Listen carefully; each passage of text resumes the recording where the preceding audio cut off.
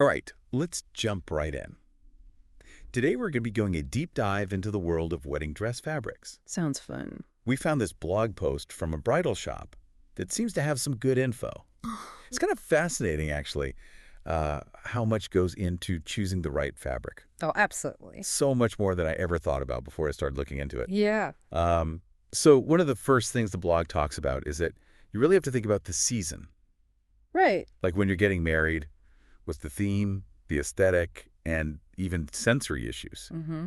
Seems pretty obvious, I guess. Mm-hmm. But I'm sure there's a lot more to it than just, like what sounds good on the surface. Yeah, take seasonality. You're wearing a heavy satin dress, and it might be stunning for a winter wedding. But if you're on the beach in July, Oh, yeah. forget about it. Like, you're going to be wilting faster than a bouquet in the sun. And then on the flip side, that breezy chiffon dress might be perfect for that beach ceremony, but put that in a formal ballroom. Yeah, that's not going to work. It's going to look a little out of place. I see what you mean. Yeah. Yeah. So it's not just about what looks good. No.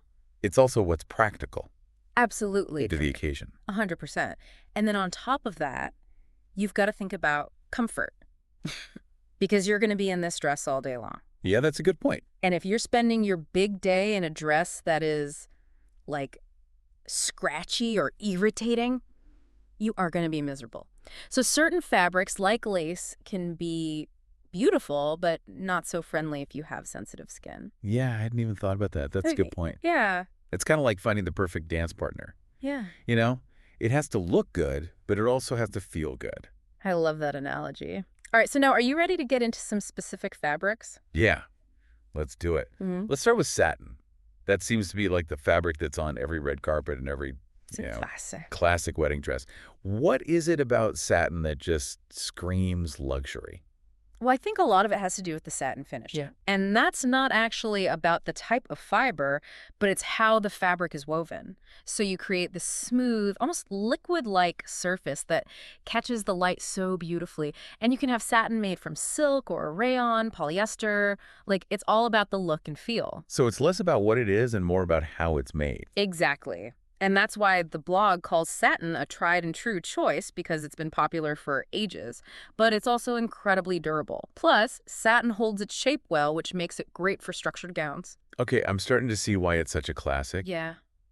But is it ever too much? Mm-hmm. Like, could it be too formal for some weddings? Yeah, that's a great question. And the answer is yes, absolutely. Depending on the style of the dress and the overall vibe of the wedding, satin could feel a little out of place. It's all about finding the right balance. All right, so moving on from the Queen of Fabrics, we have, what is it, charmeuse? Charmeuse, yeah. It sounds equally fancy. It does, it does. So what is charmeuse? Charmeuse is like satin's more relaxed cousin. It still has that kind of luxurious sheen, but it's a little lighter and it drapes more softly. So if you can imagine, like liquid silk almost, it's a little slinky. Yeah, the blog mentioned that it's really great for destination weddings. Mm-hmm. And I'm starting to see why, less likely to wrinkle in a suitcase. Exactly, exactly. And it has that light, flowy quality that is just perfect for a beach ceremony or a warm weather celebration. Plus, it's very comfortable to wear. Okay, I am adding charmeuse dress, beach wedding, to my vision board as we speak. Mm-hmm. But what's this about tulle and lace appliques on charmeuse?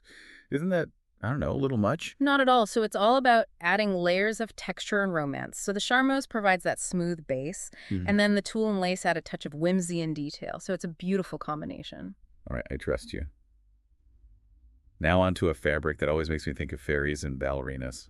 Mm-hmm. Chiffon. Ah, chiffon. Yes, if ethereal and romantic is what you're going for, chiffon is definitely your go-to. It's all about that lightness and flow and that kind of dreamy, almost translucent quality. Yeah, and the blog said it's often layered, which makes sense. I mean, if it's so sheer. Right.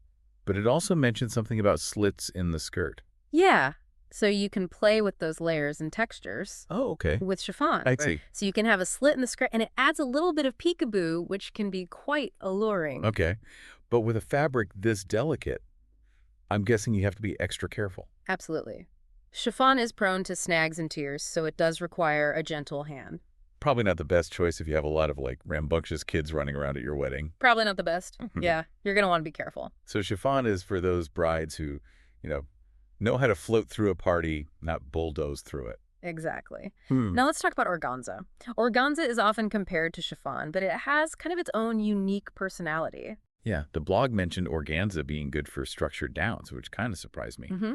I always thought of it as delicate like chiffon. Right. How can something so airy also hold a shape? Yeah, it's really interesting, isn't it? Organza is still lightweight and sheer, but it has more body than chiffon. Like, think of it as crisp air rather than a wispy cloud. So it can be layered and shaped to create volume and structure without feeling heavy or stiff. Okay, I see. So like I'm picturing those beautiful tiered skirts Yeah. where each layer of organza kind of floats on its own, like that's what you're talking about. Exactly. Organza is perfect for creating that dimension and movement. Yeah. And it's also stunning when it's adorned with beading or appliques. Like if you can imagine delicate floral details scattered across an organza skirt, catching the light with every step. Oh, that sounds so pretty. Okay. So let's switch gears a little bit and talk about a fabric that's been having a major moment in bridal fashion, and that is crepe. Crepe, yes. Crepe is all about modern sophistication. It has that matte finish, which gives it a clean, almost minimalist look. Yeah. And the blog talked about crepe having a bumpy texture. Mm. Is that a good thing or a bad thing? It really depends on personal preference. Some brides love that subtle texture, like the visual interest it adds, while others prefer a smoother crepe. It's all about finding what feels right to you. Okay. And what about crepe Georgette? Mm-hmm. I keep seeing that name like pop up in bridal magazines. Yeah. What makes it so special? Crepe Georgette is like the best of both worlds. It has that elegant matte finish of crepe, but with added stretch and fluidity thanks to a special type of weave. It drapes beautifully and it's incredibly comfortable to wear. Oh, so it's like crepe, but with superpowers. You could say that. It's great for brides who want a gown that kind of hugs the body's curves while still allowing for movement and comfort. Yeah. Okay, I'm sold. Right, so now we can't talk about wedding dresses without talking about the classic, the iconic tulle. Ah, tulle. Yes. The fabric of fairy tales and princess dreams. It's airy, it's voluminous, and it's perfect for creating those dramatic show-stopping skirts. Yeah, the blog did say that tulle can be kind of scratchy, though. That's true. It's definitely something to consider, especially if you have sensitive skin. But for brides who are okay with it, tulle offers endless possibilities for creating a truly magical wedding dress. And it's not just plain tulle, right? There's so many, the blog talked about all the embellishments you can add, like glitter and sequins and... Exactly. It's like a blank canvas. You can add that sparkle and texture and dimension with embellishments, and it just takes a tulle gown to the next level of glamour. Like imagine a tulle skirt with like delicate lace appliques cascading down the sides. Stop, I'm already swooning. Okay, so last but certainly not least, we have to talk about the queen of luxury. Silk. Silk, yes. Silk is in a league of its own. It's natural, it's luxurious, it has a timeless elegance that's hard to beat.